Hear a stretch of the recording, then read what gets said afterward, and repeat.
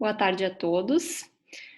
Como o professor Felipe comentou, sou a professora Pamela Melo Carpes e eu atuo no programa multicêntrico em Ciências Fisiológicas aqui na Unipampa desde que a Unipampa foi inserida como instituição associada desse PPG.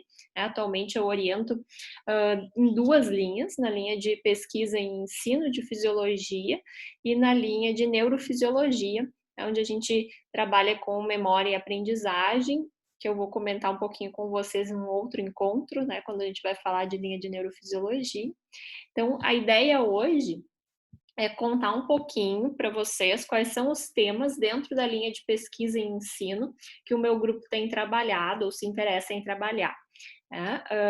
Eu sou professora, eu sou formada em fisioterapia, né, mas a minha pós-graduação, mestrado e doutorado é na área de fisiologia na URGS, trabalhando com neurobiologia da aprendizagem e da memória. Mas eu sempre tive uma relação muito próxima com a linha de ensino, porque eu gosto de ser professora, eu fiz formação pedagógica depois da graduação, pensando em tentar melhorar o ensino, principalmente ensino superior, que é onde a gente atua.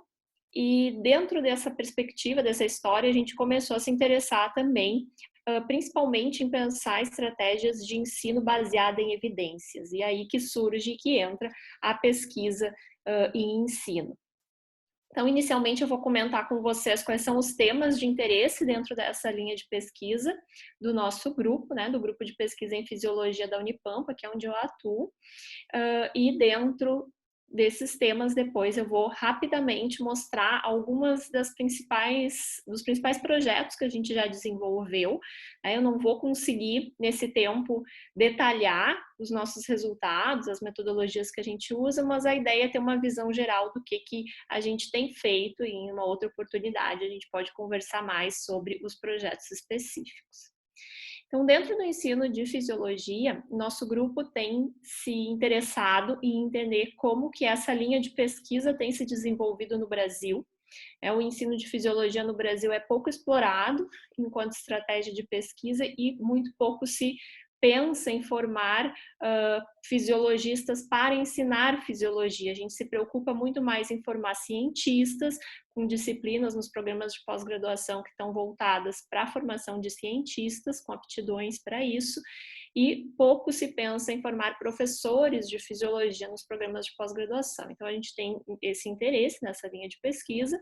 A gente tem interesse também em pensar em ensino baseado em evidências, pensando tanto em metodologias para o ensino de fisiologia quanto em recursos para o ensino de fisiologia.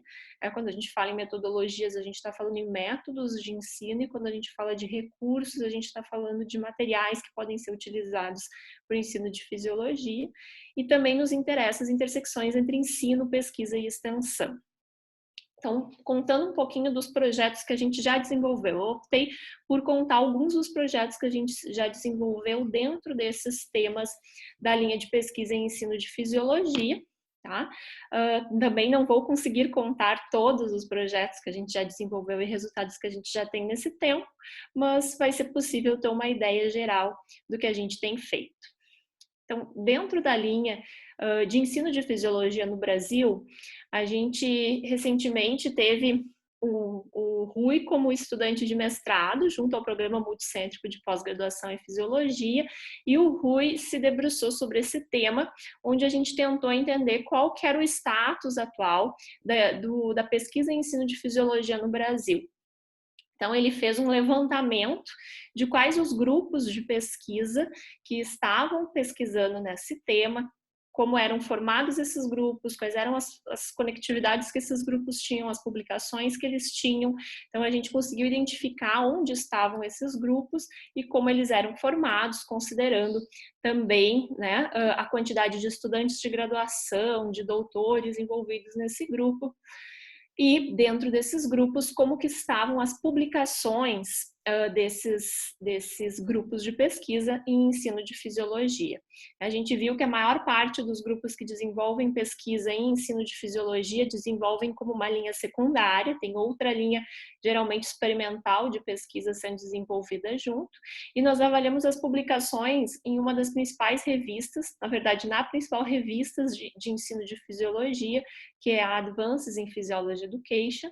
Vocês vão ver que a maior parte das nossas publicações acaba sendo nessa revista, porque é uma revista específica da área de fisiologia, voltada ao ensino. A gente tem outras revistas na área de educação, as quais os nossos projetos e trabalhos podem se encaixar, mas especificamente na área de fisiologia essa acaba sendo a principal revista.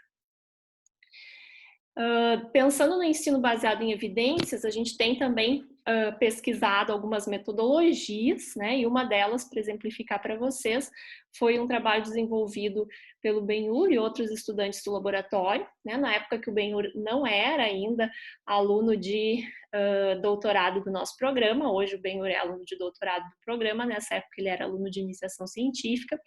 E nesse trabalho, o que a gente procurou fazer? A gente sabe a importância das atividades práticas de laboratório para a formação de estudantes de graduação, mas a gente também sabe que muitos currículos não prevêem carga horária para essas atividades práticas, as disciplinas de fisiologia acabam sendo basicamente teóricas, e outros acabam não tendo tempo. Se a gente pensar no contexto atual, esse trabalho também tem um significado de uma alternativa no momento onde a gente não pode estar presencialmente reunido, né?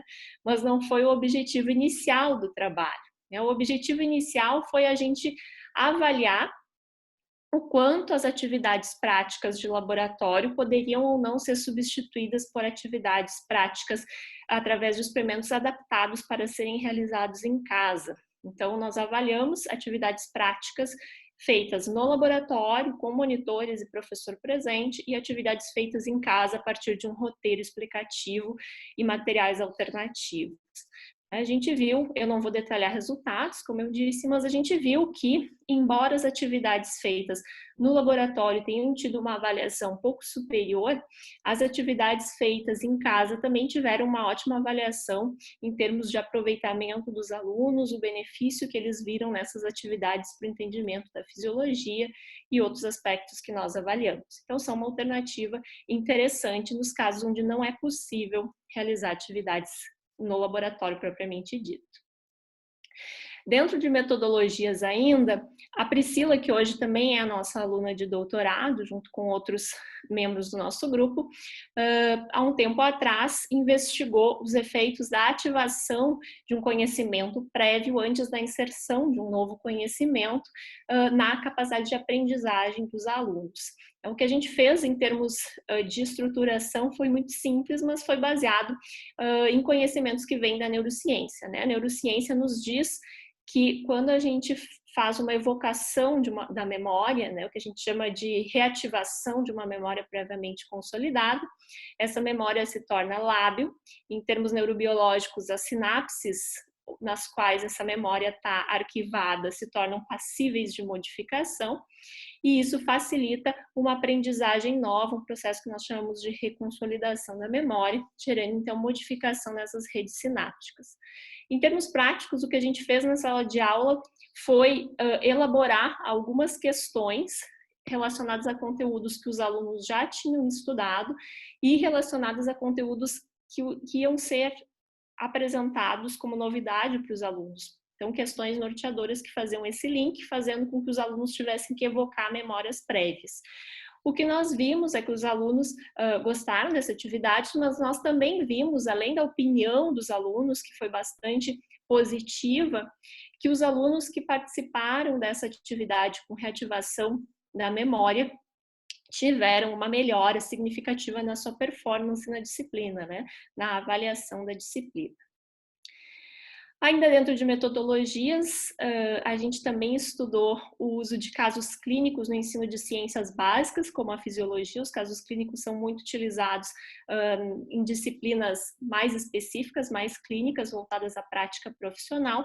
Nós fizemos uma adaptação para utilizar esses casos clínicos em disciplinas básicas. Isso já é muitas vezes utilizado, mas a nossa ideia também é produzir evidências que permitam a escolha do método que a gente vai utilizar para ensinar fisiologia de acordo com as evidências de efetividade que a gente tem. Então, nós vimos também que esse método, né, o uso de casos clínicos para introduzir conceitos de fisiologia, foi bastante efetivo, tanto no desempenho quanto na avaliação dos estudantes. Conforme eu comentei lá no início, uma outra ideia da nossa pesquisa em ensino é avaliar a eficácia de recursos didáticos. Então, uma das coisas que nós temos feito nos últimos anos é produzir materiais e avaliar o uso desses materiais no ensino de fisiologia. Um dos materiais que a gente produziu, né, o Rui e o grupo como um todo, há algum tempo atrás, cerca de 2 anos atrás, foi o jogo dos potenciais de membrana, onde nós criamos um roteiro com regras, enfim, um tabuleiro, peças, e aplicamos esse jogo no ensino de potenciais bioelétricos de membrana. Então, o que nós vimos a partir da avaliação dos estudantes é que eles consideraram que esse método contribuiu no ensino de fisiologia e que é um método adequado para o ensino dessa disciplina, né, desse conteúdo especificamente. Além de eles terem achado divertido e outras características. Mais recentemente, a Amanda não foi minha aluna no programa multicêntrico, mas ela foi minha aluna no programa de pós-graduação em Ciências Biológicas, Fisiologia da URGS, né? Eu oriento lá também. E a Amanda trabalhou com recursos para ensino de fisiologia. Um dos recursos que ela propôs foi também um jogo de tabuleiro, mas para aprendizagem de sinapses, de transmissão sináptica. Ela utilizou, além do tabuleiro, um aplicativo de celular para uso em conjunto com o tabuleiro. Então, ela criou esse aplicativo e criou esse tabuleiro, um jogo de tabuleiro clássico, onde a gente tem aí as peças que vão ser as regras, né? Como o jogo tem, os personagens, que são as peças que vão andar pelo tabuleiro, que são neurotransmissores ou íons. Cada um desses componentes tem um destino final no tabuleiro, e cada uma dessas questões, cada uma dessas casinhas do tabuleiro corresponde a um nível de dificuldade das questões. Então, quando o estudante para de algo dado e para numa determinada casa, ele vai ser questionado, e essas questões estão presentes no aplicativo que a gente criou para celular. Então, de acordo com o nível da questão, aleatoriamente uma questão é feita e o aplicativo dá um feedback imediato para os estudantes. Então, esse foi um outro recurso que nós avaliamos e todos os estudantes consideraram o recurso interessante, ninguém disse que foi um recurso ruim, e todos eles, 100%, consideraram que contribuiu para o entendimento da transmissão sináptica e deram, enfim, outras opiniões. Ainda dentro da dissertação da Amanda, que tinha esse tema norteador, que era a transmissão sináptica, ela criou modelos 3D para estudo das sinapses químicas e elétricas. Então, ela trabalhou com impressão 3D. Trouxe alguns exemplozinhos aqui para a gente ter uma ideia. Então, a gente tinha essas peças que eram montáveis, né? Nós chamamos isso de quebra-cabeça das sinapses. Então, os estudantes recebiam um roteiro do passo a passo de uma transmissão sináptica, e a partir desse roteiro iam entendendo as diferentes fases da transmissão sináptica. Nós realizamos um teste de conhecimentos antes e após o uso desse quebra-cabeça 3D, e a gente conseguiu perceber nos estudantes que utilizaram esse modelo que houve um aumento de conhecimento no pós-teste imediato, né? Também houve esse aumento no pós-teste tardio, mas o aumento no pós-teste imediato foi superior ao grupo controle. Dentro dos recursos, a gente também se interessa no uso de recursos de tecnologias de informação e comunicação. Uma das coisas que a gente estudou já faz algum tempo ainda, na época que a Liane, que hoje é docente do programa, ainda era estudante de pós-graduação, a gente avaliou o uso da rede social Facebook como uma estratégia para manter contato extra-classe dos estudantes com fisiologia. A gente teve resultados bem interessantes também no uso de um grupo no Facebook. E mais recentemente, a Priscila e o Guilherme, que são estudantes de doutorado e mestrado do Multicêntrico, fizeram um acompanhamento desses estudantes que há muitos anos atrás ingressaram nesse grupo no Facebook e permaneceram participando do grupo, mesmo depois de terem terminado as disciplinas de fisiologia humana. Então, é uma forma de manter o contato com a fisiologia também ao longo da formação das disciplinas específicas e da própria prática profissional, já que a fisiologia também é um componente importante para a prática. Então, esse artigo foi aceito há umas 2 semanas atrás, também na Advances in Physiology Education, né, esse acompanhamento ao longo do tempo. Em breve deve estar disponível na íntegra, mas a gente viu que o principal motivo que faz os estudantes permanecerem no grupo, mesmo depois de deixarem de ser estudantes de fisiologia, e muitos depois de já serem profissionais da saúde, é a oportunidade de continuar fazendo essa relação da fisiologia com a prática, o fato de que eles gostam de fisiologia e outros fatores. E, por fim, um dos temas também que nos interessa bastante são as intersecções entre ensino, pesquisa e extensão, o uso de atividades de extensão como uma estratégia de aprendizagem de fisiologia junto a estudantes de graduação. Então, a gente tem visto e tentado avaliar o uso dessas estratégias ao longo do tempo. Então, basicamente, a gente propõe dentro das disciplinas de fisiologia que os estudantes realizem atividades de extensão junto à comunidade, junto a escolas, e a gente tem visto que ao ensinar o outro, como a gente já sabe, quando a gente ensina o outro, a gente aprende ainda mais. Então, essa prática, de fato, aumenta, melhora o aprendizado de fisiologia dos estudantes de graduação. A gente tem alguns resultados, a gente avaliou também o outro lado, né, os estudantes de ensino básico que estavam tendo contato com os estudantes de graduação, mas eu não trouxe esses resultados, né?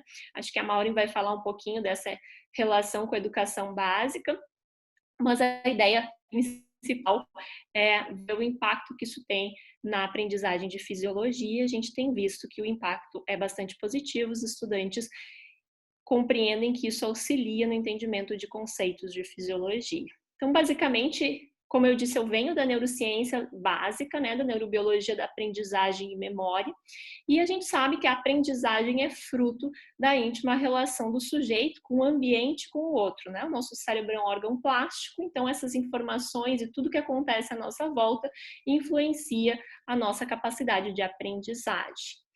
Além disso, ensinar também é uma habilidade cognitiva. Então, a gente considera que estudar o ensino, pensar práticas baseadas em evidências científicas, escolher muito bem nossas metodologias de ensino é importante. E é isso que nos motiva a pesquisar dentro do ensino de fisiologia. Tá? Eu, então, atuo hoje como líder do grupo de pesquisa em fisiologia. O nosso grupo é bastante grande, né? Nessa foto de cima aqui, na verdade, a gente tem estudantes que atuam na linha de ensino de fisiologia e outros que atuam na linha de neurobiologia da aprendizagem e da memória, mas muitos atuam nas duas linhas simultaneamente, o que eu acho bastante positivo. E eu também estou à frente coordenando o programa Pop Neuro, que é um programa de divulgação da neurociência na escola. O Felipe falou um pouquinho dele ontem, né? Enfim, eu deixei aqui meus contatos, se alguém tiver interesse em conhecer um pouquinho mais algum desses trabalhos, eu estou à disposição. Todos eles publicados na Advances in Physiology Education são open access, né? A revista é acesso aberto, basta fazer a busca ou pelo PubMed ou no site, que os artigos estão de livre acesso. Obrigado pela atenção.